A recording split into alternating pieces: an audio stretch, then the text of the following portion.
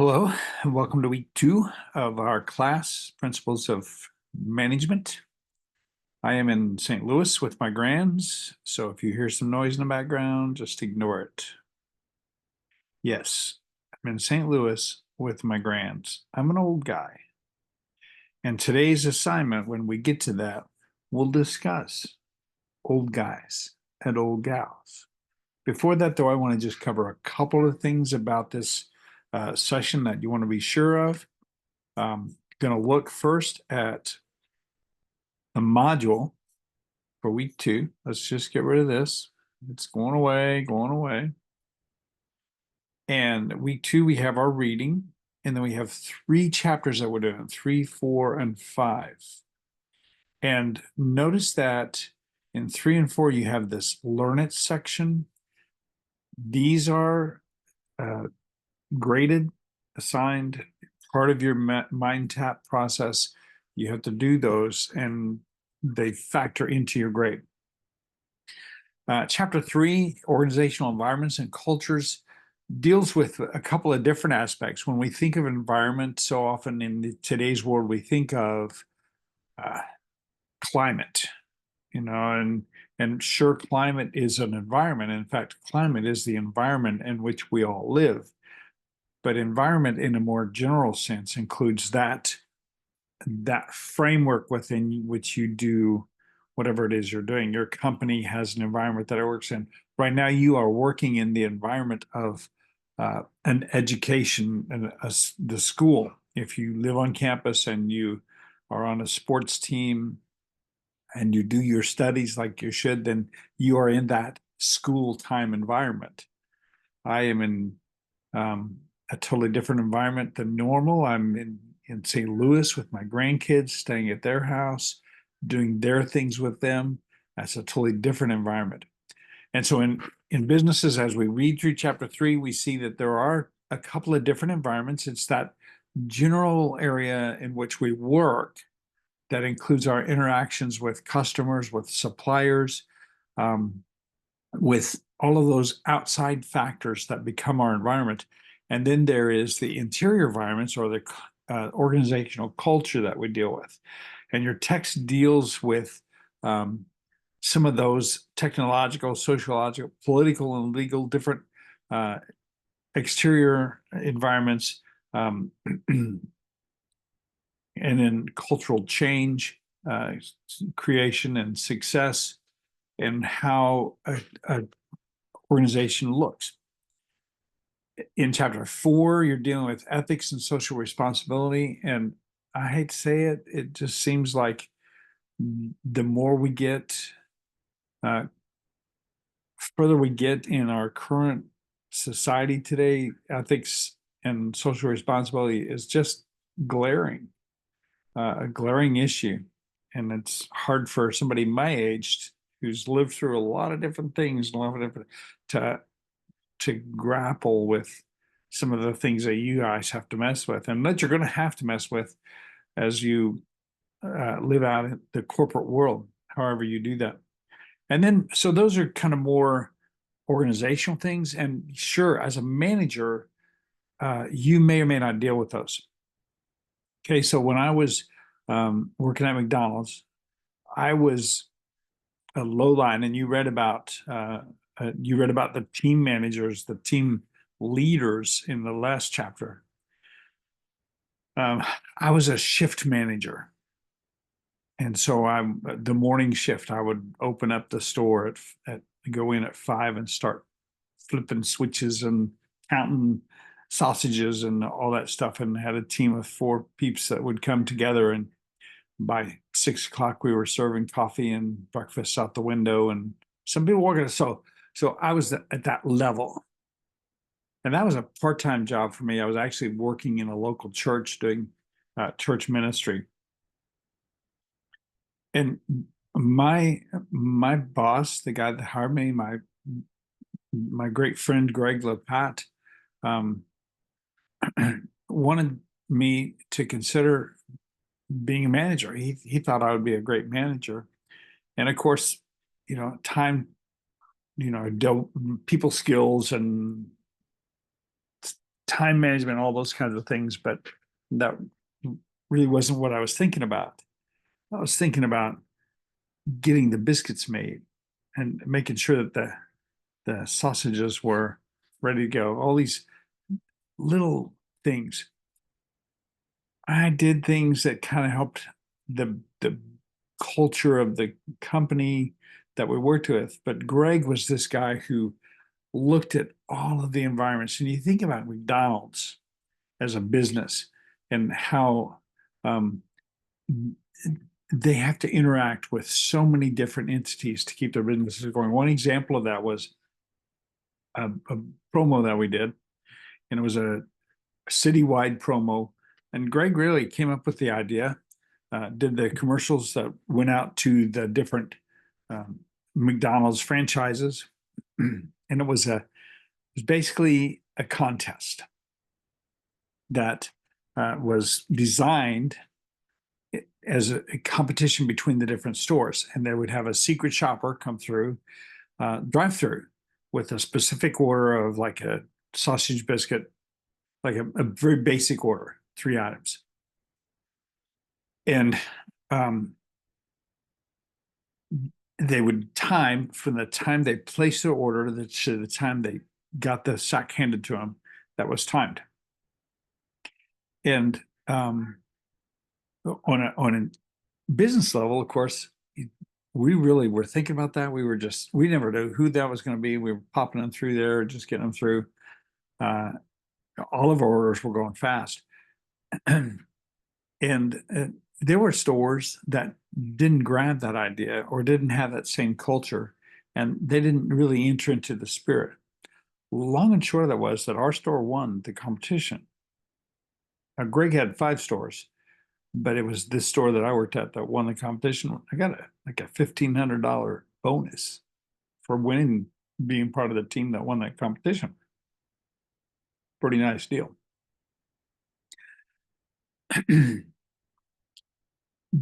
When you go to McDonald's, you expect fast food.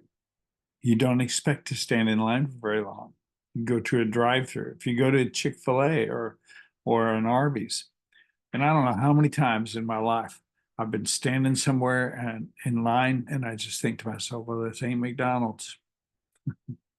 But it's that expectation that McDonald's deals with all kinds of different environments. Greg was very much tuned into the school calendar and provided free,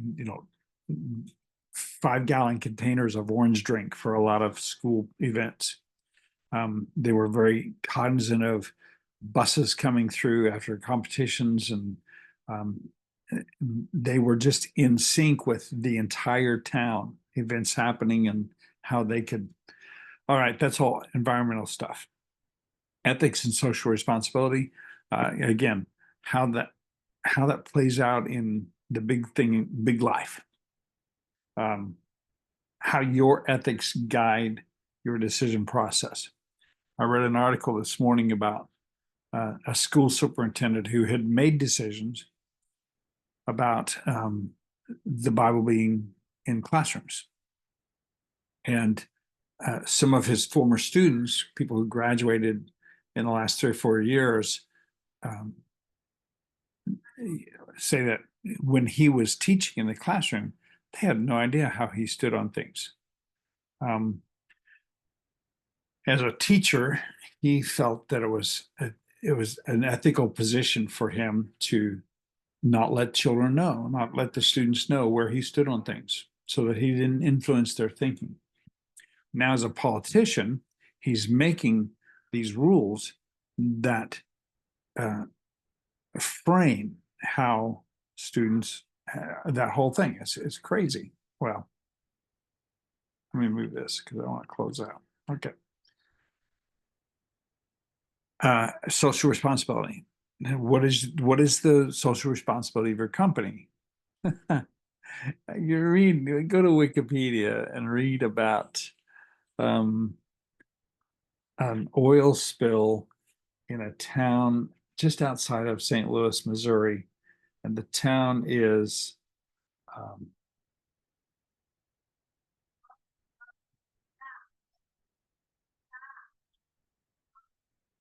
Nah.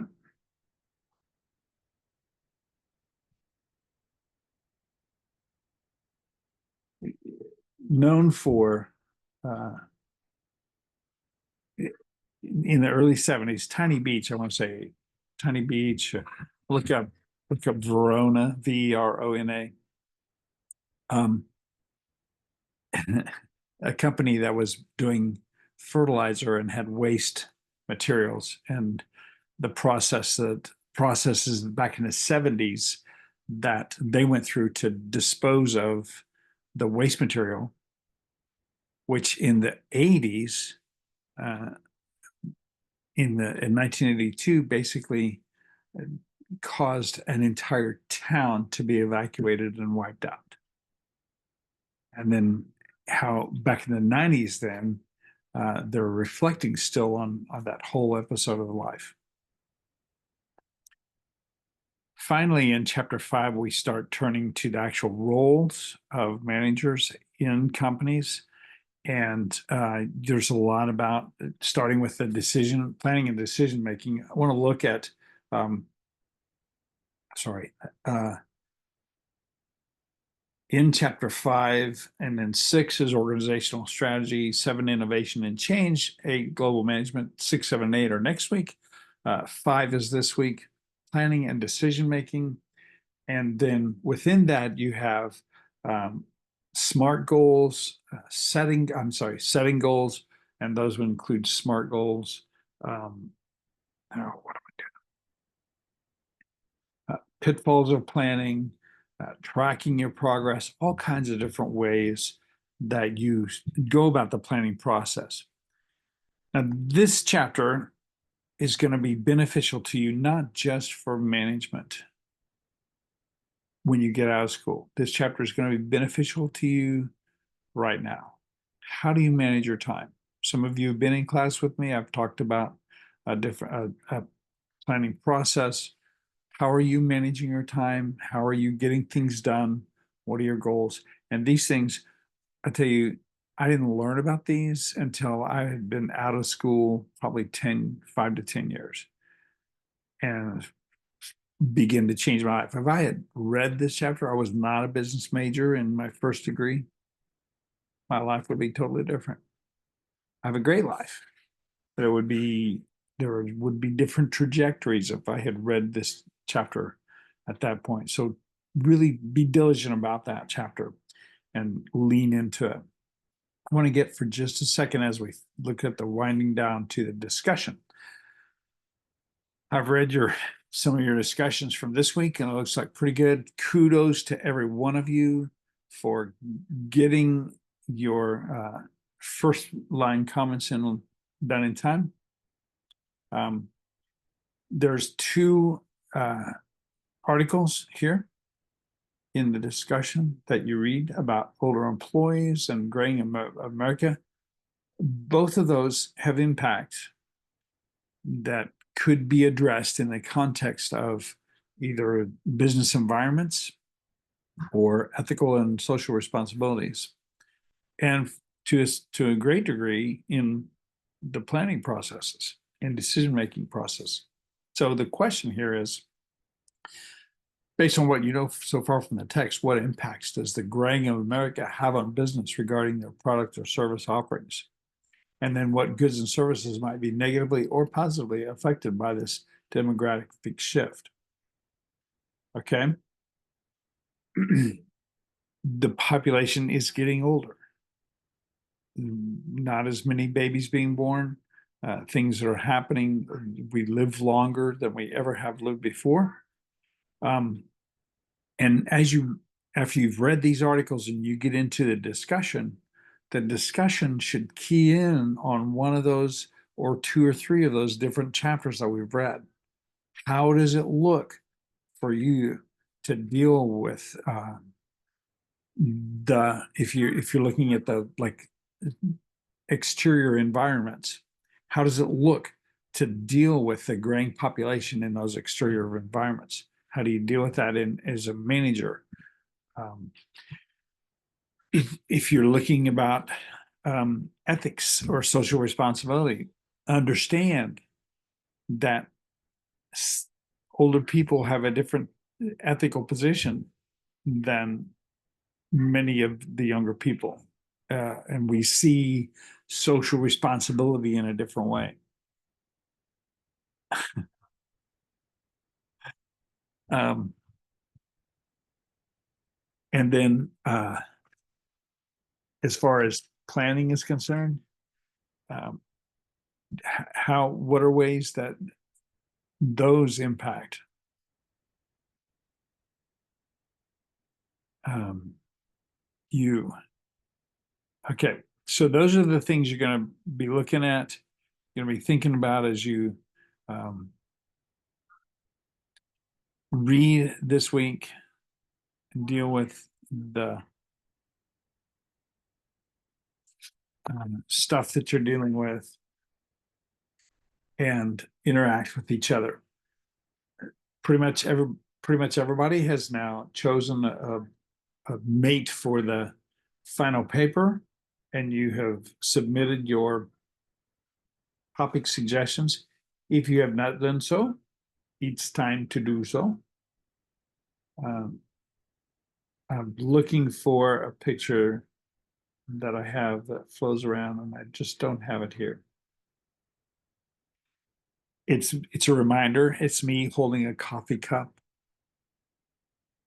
and the coffee cup says, "I'm silently uh, criticizing your grammar. Please, please pay attention to punctuation, to uh, all of the different parts of grammar, agreement of him and he and they and there and him and there and uh, what is that called? Number of people involved in the process. Pay attention to spelling, pay attention to dangling participles, all those things that make for good writing as you craft these answers. Looking forward to reading it. A little bit long today. Not gonna have much else for you. Just read, read, read, and I'll see you